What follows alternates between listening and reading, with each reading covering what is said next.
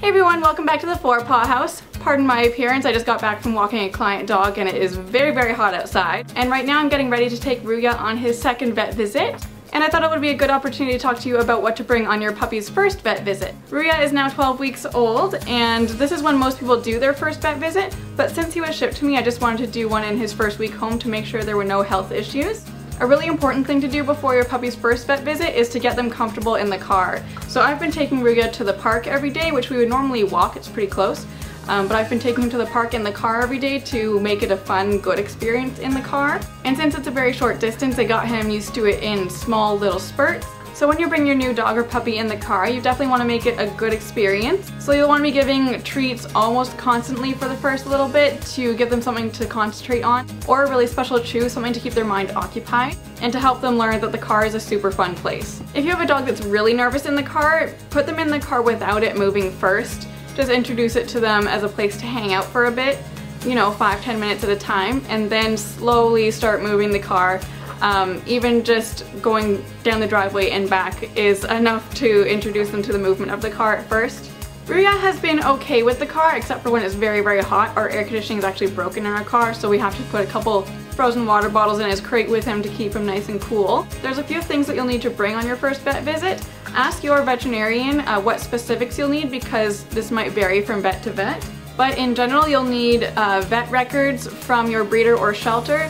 Regardless of where you get your dog, from a good breeder or a good shelter, you should get medical records with your dog. This will be their vaccination history and also their exam history and health history. And your new veterinarian will definitely want to see these to find out what the past veterinarians have done with your dog. You'll also need some sort of containment or a short leash and a harness, of course. This is just my 5-foot everyday walking leash. And that's because it's really not a good idea for your dog to be meeting all the other dogs in the office. You never know what the other dog is there for, and it could be something contagious that your dog isn't vaccinated against.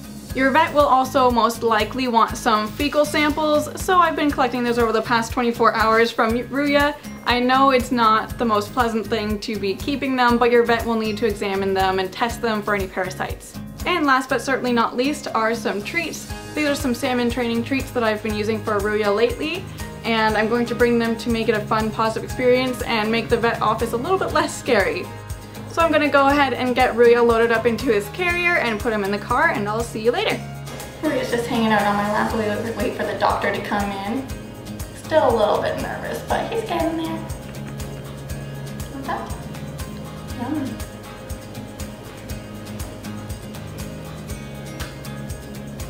Yeah.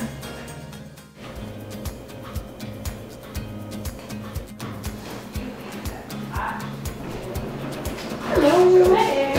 How are you? Good, how are you?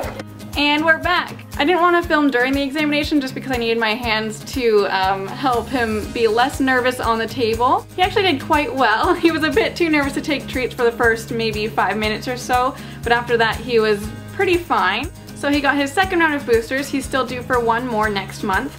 I picked up another round of Revolution for this month, and also we'll be starting NextGuard chews starting in September. And he did very well during his shot. I just had some liver treats in my hand and he didn't even notice the shot at all. What a little trooper. Good job. Yeah, he did good. Thank you.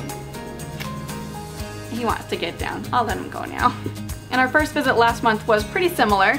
He was a little bit wary at first, but settled in pretty okay.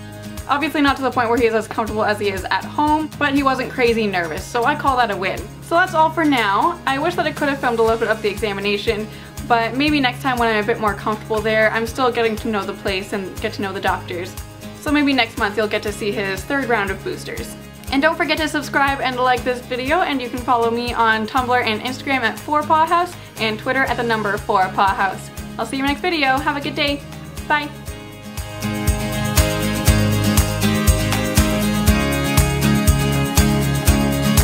Okay, Casper. Say bye.